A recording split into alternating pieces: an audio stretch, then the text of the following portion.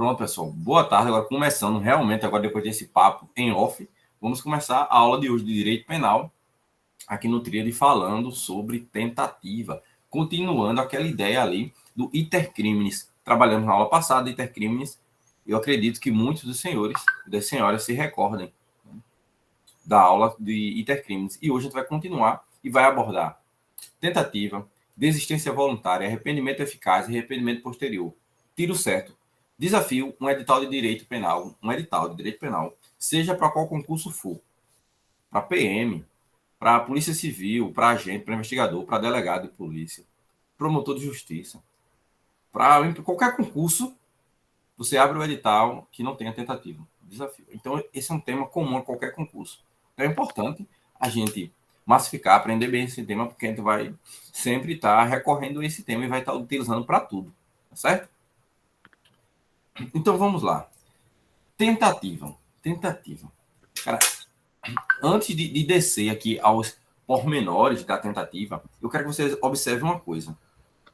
Eu faço questão de trazer, porque por mais que a gente ache que não é importante, o sinônimo dos institutos é algo extremamente importante. Por quê? E aí eu vou dizer por quê. Às vezes caem em alguns concursos um sinônimo e você conhece o instituto, mas por não conhecer o sinônimo, você erra a questão. Principalmente nos concursos com as provas mais elaboradas, tá? Então, para evitar que você caia nessa pegadinha, que você caia nisso, eu trago de cara já os sinônimos para você já ficar atento. Ó, tentativa, ela pode ser chamada de conatos. Então, pode ser que você leia uma questão tipo assim, acerca do conatos do roubo, acerca do conatos do furto. Ora, ele está falando de tentativa. Aí você já sabe o que significa conatos, o coração já fica em paz, já não bate aquele desespero, você já vai conseguir ler a questão de boa e resolver, tá bom? Ó, também é chamado de crime manco, crime imperfeito ou crime incompleto, como prefere Zaffaroni. Então, quando você vai falando, o que é, né, que é um crime imperfeito, que é crime incompleto? Ora, na verdade, não está se falando de tentativa, né? Está se falando de tentativa. Então, lembre-se disso. Sinônimos. Eu posso chamar a tentativa, esse instituto, eu posso chamar de conatos, posso chamar de crime manco, crime imperfeito, crime incompleto. São sinônimos para o mesmo instituto. Perfeito? Ó, conceito em tela para a gente poder ler, memorizar, né, e guardar no coração o conceito. O que é tentativa? Ó, o crime ele vai ser considerado tentado quando iniciada a execução não se reúnem suas circunstâncias. Ou seja, deixa eu autorizar a entrada aqui. Pronto. O crime é considerado tentado quando iniciada a execução ele não se consome por circunstâncias alheias à vontade do agente. É a previsão lá do artigo 14, inciso 2 do Código Penal. Ou seja, o indivíduo ele entra no iter criminis, inicia os atos executórios, tá? Mas ele não consegue atingir a consumação do delito por circunstâncias alheias à sua vontade. Anderson, eu não consegui saber o que danado é iter criminis. Eu não lembro do iter criminis. Como assim entra nos atos executórios? Calma, eu vou te mostrar direitinho. Embora a gente trabalhou isso na aula passada, eu vou trazer novamente para ativar a tua memória. E a gente vai trabalhar direitinho. Vou te mostrar o iter criminis e vou desenhar para você. Olha aqui. É nesse momento que a gente pode falar em tentativa. Tá? Mas antes, olhe aí o quadro. Leia comigo, memorize. Porque o que cabe em prova é a letra da lei. E aqui a gente não despreza a letra da lei. Tá? O que é que diz o artigo 14 do Código Penal? Disse o crime consumado quando nele se reúnem todos os elementos de sua definição legal. Tá? Aí o 2, que é agora o nosso tema, tentativa. Tá? 14, inciso 2. Disse o crime tentado quando iniciada a execução, não se consuma por circunstâncias alheias à vontade do agente. Cara, eu estou repetindo porque isso é de extrema importância. Tá? Eu quero que você já vá memorizando esses pontos que eu estou soltando aqui, tá? Diz que o crime é tentado, eu estou falando de tentativa, quando ele inicia a execução, então eu tenho um primeiro momento aqui. Ele tem que iniciar a execução, e eu vou te mostrar no próximo slide quando é que ele inicia a execução, tá? Mas saiba que para eu falar de crime tentado, eu tenho que falar que o indivíduo está iniciando a execução e essa consumação do delito, a consumação do delito se dá, não, né? Aliás, não vai ocorrer a consumação não por vontade do agente, mas por situações alheias, seja uma intervenção de um terceiro, seja porque ele esgotou os meios, não tem mais como atingir a consumação, tá? De modo que essa consumação do delito não pode se dar por vontade do agente. Tá? É circunstância alheia à sua vontade. Anote isso, lembre-se disso. Iniciada a execução, não se consuma por circunstância alheia à vontade do agente. Outro ponto que eu quero que você observe, desde já, a letra de lei, a gente vai detalhar cada pontozinho desse, tá? Mas eu quero que você memorize isso desde já. Ó, salvo disposições em contrário, pune-se a tentativa com a pena correspondente ao crime consumado, diminuída de 1/3 a 2/3. Diminuída de 1/3 a 2/3. Na verdade, eu acho que isso aqui era o contrário, né? Era assim, 2/3 a 1/3. Colocar correto só porque a Isabel está aí, a nossa professora de matemática, eu não quero passar vergonha aqui, né?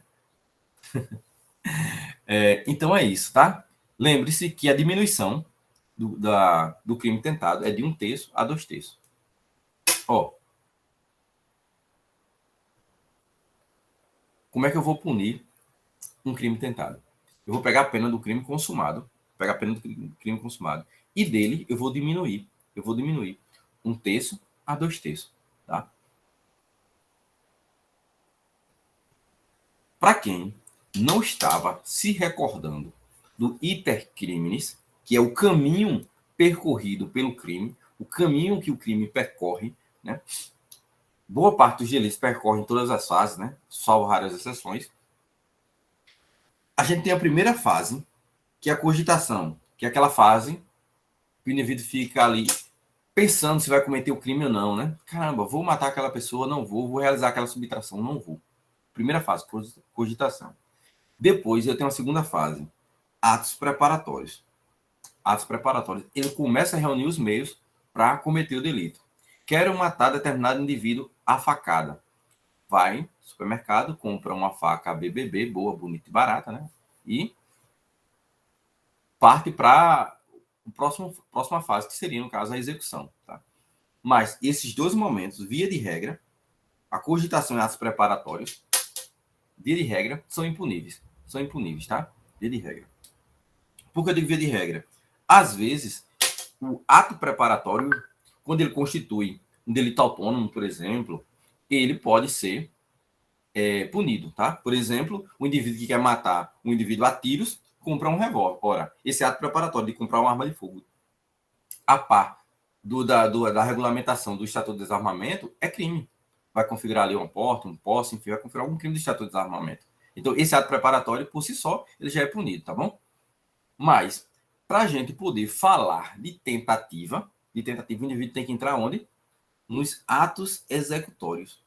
Não basta ele adquirir os meios, não basta ele cogitar adquirir meios, ele tem que começar a executar. É nesse momento aqui, dos atos executórios, que nós podemos começar a falar em tentativa. Tá? Então, quando você olha para o intercrime, o indivíduo iniciou os atos executórios, aí nós podemos falar de tentativa. E até quando nós podemos falar de tentativa, Anderson? Ora, se o delito ele segue, eu posso falar da tentativa até antes da consumação. Antes da consumação. Porque se o delito se consumar, não é mais tentado, é consumado. Tá? Então eu não posso falar de tentativa, por exemplo, no exaurimento do delito. Eu não posso falar de tentativa depois da consumação. Tentativa, eu falo de tentativa entre o ato preparatório e o iniciozinho da execução, né? Aliás, os atos preparatórios, o início da execução, o iniciozinho da consumação. Porque se o delito se consumar, eu não posso mais falar de tentativa. Não tem mais como se falar em tentativa. Só deu para entender até aqui esses detalhes, essas linhas gerais. Me deem um feedback aí, tá? Depende do feedback dos senhores para a gente poder seguir aqui, tá bom? E outra coisa, aquele pedidozinho aqui, né, do professor, quem puder ajudar o professor e puder ligar a câmera, será ótimo, porque a gente vai trocando aqui esse feedback, vai olhando aí para vocês, vai percebendo se vocês entenderam ou não, e a gente percebe se vai conseguir ou não gastar mais um tempinho aqui explicando determinados pontos. Porque aí, se a gente não tem esse feedback, a gente acha que tá legal e segue, tá? Ó, uma pergunta aí do Abdias. O que é o exaurimento? Ora, Abdias, quando a gente estudou na aula passada, cogitação, atos preparatórios, executória, consumação, eu disse que isso aqui eram fases do intercrimes, tá? O exaurimento está até de cor diferente aqui, porque ele não faz parte do intercrimes. Ele não faz parte do intercrime. Muito embora a parte da doutrina traga, ele se trata só de um plus, digamos assim, um plus, né, do delito. E aqui eu vou dar um exemplo para você entender melhor, já que o exemplo ele é a chave da compreensão. Por exemplo, o delito de extorsão. O indivíduo ele exige uma vantagem devida ali, vamos supor. Ora, só o fato de exigir já vai configurar o delito. Ele não precisa receber a vantagem devida. Ele não precisa receber a vantagem devida para o delito se consumar. O delito já está consumado com a exigência. Mesmo exemplo é na corrupção passiva. O indivíduo que... Eita, valeu, Josi!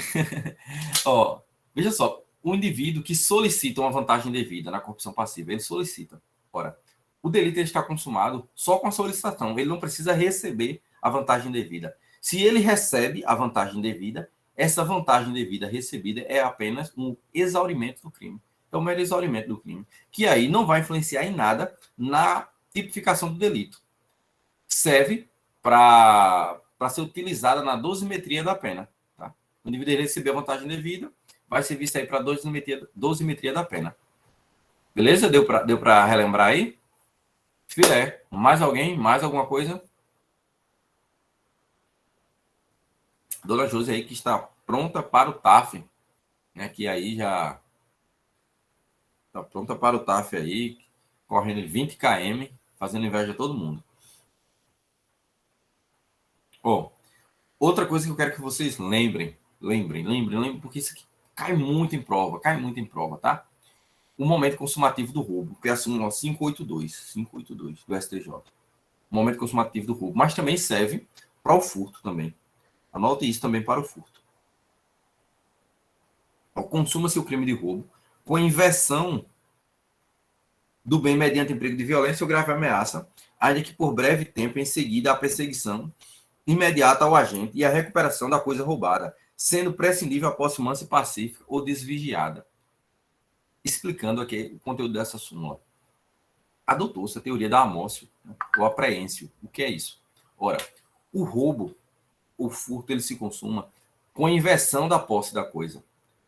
Não precisa ter uma posse mansa e pacífica. Não precisa que o indivíduo pegue a coisa e guarde na sua casa. Que o indivíduo pegue a coisa e consiga fugir. Ele pode pegar a coisa, sair correndo, ser perseguido e ser preso logo depois. E mesmo assim, estará consumado o delito. Estará consumado, tá?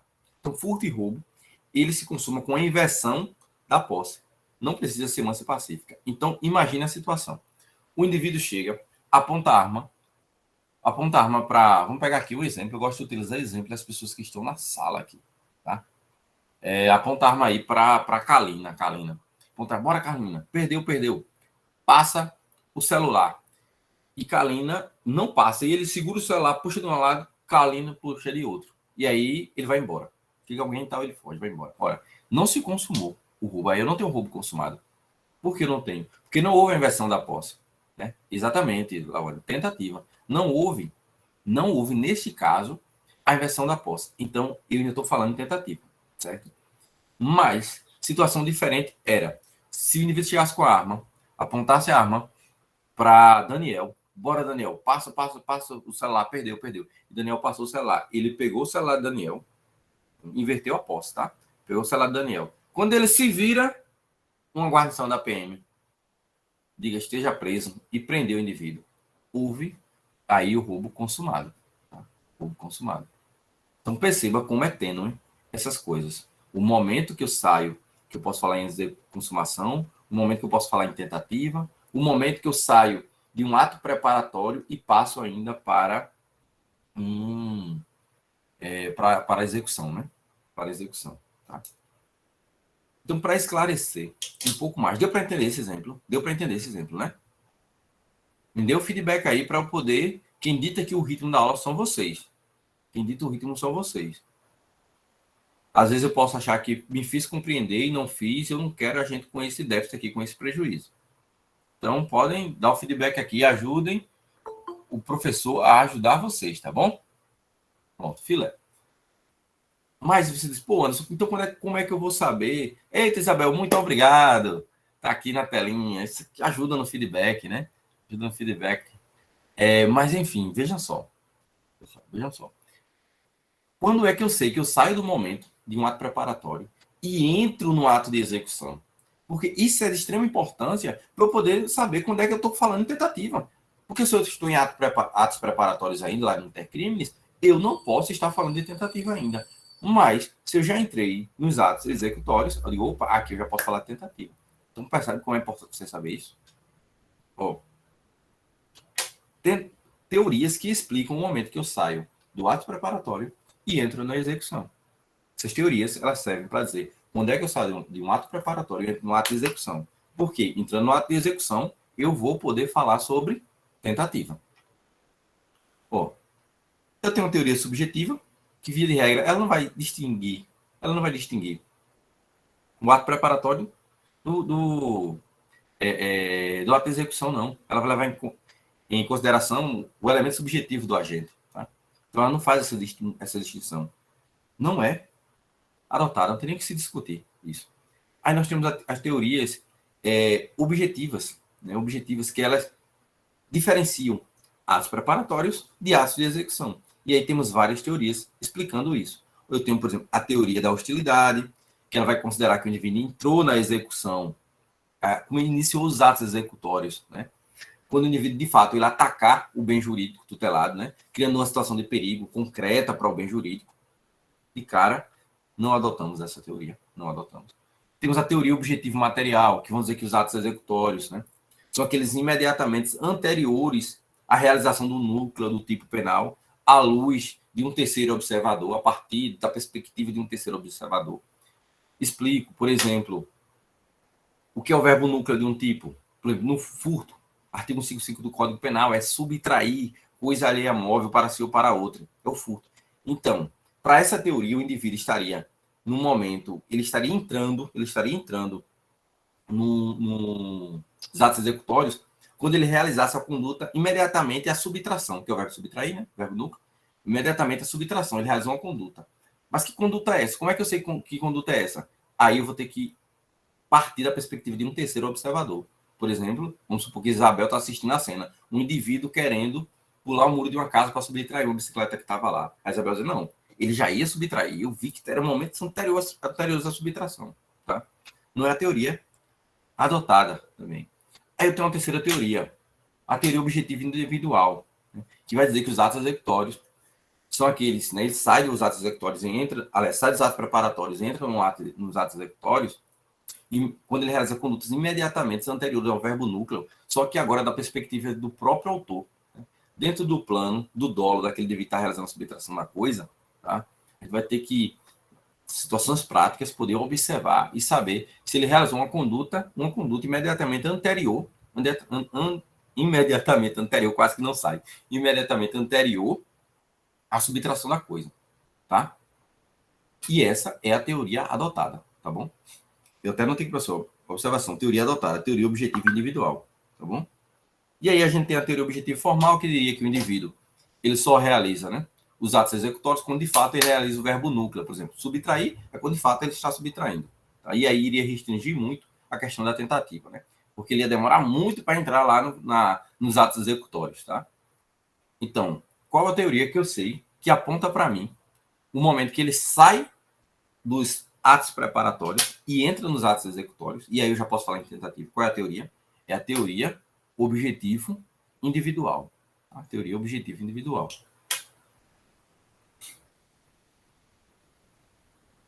E agora, de fato, a gente parte para os elementos da tentativa. Saindo dessa parte chata mais teórica, a gente vai começar a visualizar melhor aqui os elementos da tentativa, tá? A tentativa. E vamos explicar cada um deles.